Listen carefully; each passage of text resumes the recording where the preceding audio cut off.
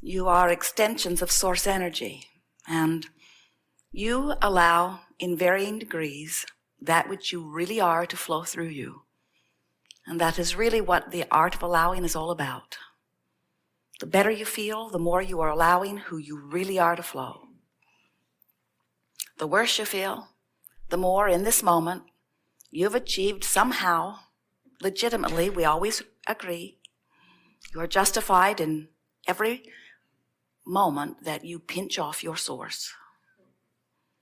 In other words, we never see you do it without reason. You always have very good reason to cut yourself off from life force. You do.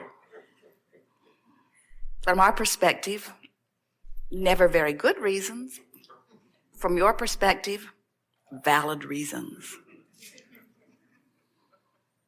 But as you begin to pay attention to the idea of the art of allowing, you begin to discover that nothing is more important than the way that you feel, because the way you feel is your personal guidance. It's your personal indicator of what you are doing right now, which is where all of your power is. Your power to allow or disallow. Your power to be who you really are, or your power to diminish it in some way by giving attention to something that does not agree with who you really are. So what kinds of things would not agree with who you really are? Well, we'll give you a list. If you were to say or think, ponder the idea from your physical perspective, I am not worthy, that would be a thought that would pinch you off, because that thought does not agree. If you were to think a thought, I don't like that person, that thought would pinch you off. Not because you are supposed to like that person, but that if you felt worthy, you would. In other words, when you are in alignment with who you are, it's easy for you to love because you're in alignment with that which is love. So if you find yourself angry, feeling hateful, seeking revenge, if you find yourself in that strong negative emotion, what that always means is that you have found something that you are pondering that is vibrationally so different from who you really are. And that's why it's fun for us. We like to sort of shake things up a little bit by talking to you about how much you love you, because usually you loving you is one of the last things that you try to do on purpose. It's the first thing you do naturally, but it's one of the last things that you try to do on purpose, because almost everybody around you is naturally loving themselves so much more. They find it odd when you love you. They would rather you love them. Sometimes people will say, Abraham, you teach selfishness. And their tone of voice is very accusing, like it's a bad thing for us to do. But we proudly proclaim, yes, we do.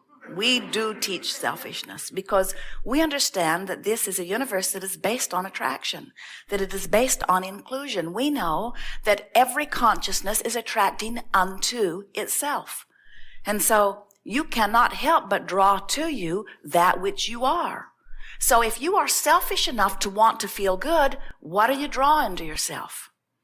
But if you get very valiant and virtuous, and you put yourself last, and you let everything and everyone else be first, you cater to all of their desires until you are suffocated or without your own connection to source, then you can give it all to them, but it won't be much because you'll have nothing to give. Because unless you are selfish enough to care about the way you feel, then you will not be doing a very good job of adjusting your vibration and holding yourself in alignment with the source energy that flows to you naturally. When you do align with the source energy that flows to you naturally, you feel valued. You feel worthy. You feel light. You feel free. You feel sure-footed. You feel clear-minded. You feel such reserve of well-being that you can pour out your attention and your affection endlessly, and you never run out. You picture a bucket with well-being flowing in the top and well-being running out the bottom, if it runs out the bottom faster than it flows in the top, you don't feel so good. But when you open your valve and you realize that it flows endlessly, and you always have a huge reserve because you are tapped into the source of that which is the reserve of well-being, then you don't worry about attention that you're giving to others or love that you're giving to others or anything that you're giving to others, because it is always replenished, proportionate to what you are flowing. In fact, that's how it gets into your bucket to begin with. You flow it through your perspective. So how do you get out of whack? Could you flow too much to someone else? Never, because when you flow it, it always flows in. It's a valve, it's a fire hose, it's a stream. It's an ocean of well-being flowing to you. You could never use up your reserve. So what happens when it feels like you've used up your reserve? What happens? Well, you just temporarily pinched off the flow in. That's all. And it's easy to tell you've done it because you don't feel good. So the way you feel is of immense importance, because the way you feel is your indication of what you're doing vibrationally. Vibrationally. Interesting word, isn't it? Vibrationally. Here you are. You never have thought of yourself as a radio transmitter receiver, and yet you are. We see you in these magnificent bodies, but we see you as energy. We see you as vibration. We see you as consciousness. We see your body. We see your body as the housing of this consciousness, as the focusing mechanism. And even your brain, which is flesh and blood, we see that too, but we see it as the mechanism by which you are transmitting and receiving. So you are vibrational beings, most importantly. And so we think getting in conscious awareness of your vibrational tuner is of immense importance. We think it is the most important thing that any of you would do. So you say, well, Abraham, it is uncomfortable for me to think in terms of vibration. I can move things around. I can speak words. I can make things happen through my action. But I'm not very comfortable thinking of myself in terms of being a vibrational being. And we say, then think in terms of being an emotional being, because it is one and the same thing. An emotional being is one who is aware of emotions.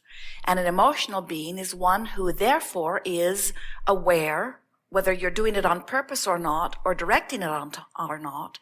When you are aware of your emotions, you are aware at least of vibrational variance. So when you're aware of vibrational variance, at least you know when you're changing the tuner on your dial. You would never set your radio dial for 98.6 and expect to hear what is being broadcast on 101 FM. You understand radio frequencies enough to know that they've got to match up. So we want you in the same way to say, when I have been focusing upon things that make me feel this ornery, or make me feel this vulnerable, or make me feel this angry, or make me feel this bound or not free, I cannot at the same time be a vibrational match to the well-being that I've been telling the universe that I want. So what happens is, if things are not going for you the way you would like them to, it only means that you're not vibrationally in alignment with your own desire. Your desire is vibrating on one frequency, but your habit of thought is vibrating on another. Now you could say desire is on one frequency and belief is on another. That's one way of saying it. Or you could say what I want is on one frequency, but what I notice that I have is on another frequency. You could say, what I want is on one frequency, but I don't think about that very often. What I think about often, which has become my dominant thought, is different from my desire. When I think about my desire, it feels one way. When I notice where I am, it feels another. Getting the sense of this?